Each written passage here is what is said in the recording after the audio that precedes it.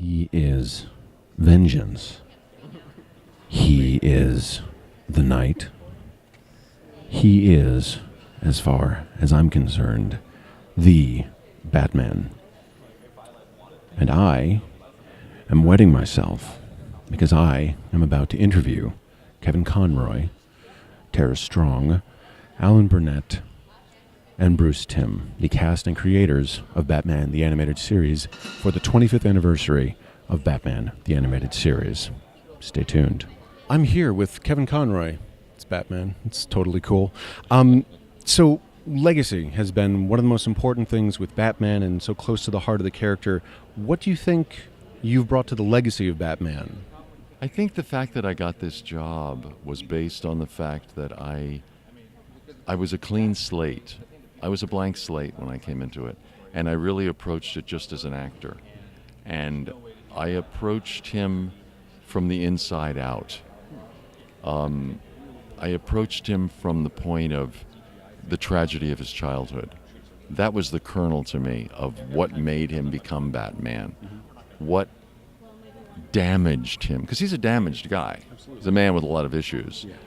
Why he can't have a normal life, why he can't have a normal relationship, is because he's still so trapped in this tragedy of his childhood.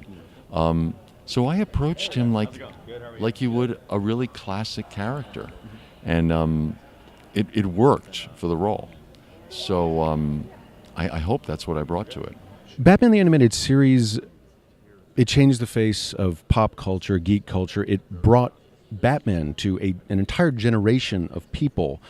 When did you know that it wasn't just good, that it was something bigger than that? When did it click for you? It sounds really immodest, but it happened pretty early.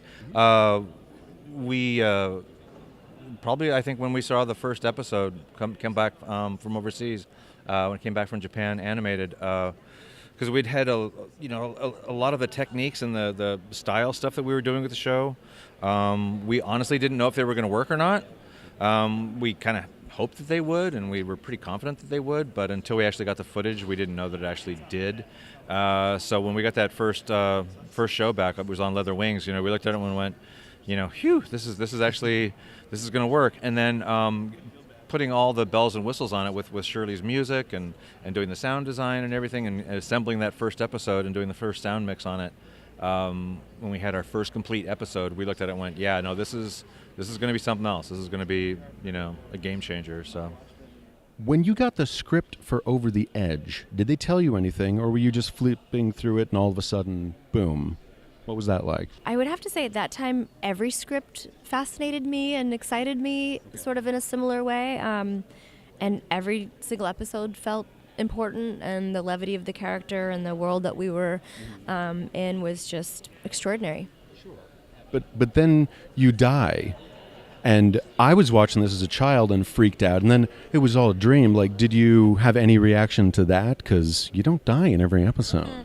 No, but as the actor, you really go through these emotions, and I definitely cried that day and went through it and felt that. Yeah, so you really do feel all those things.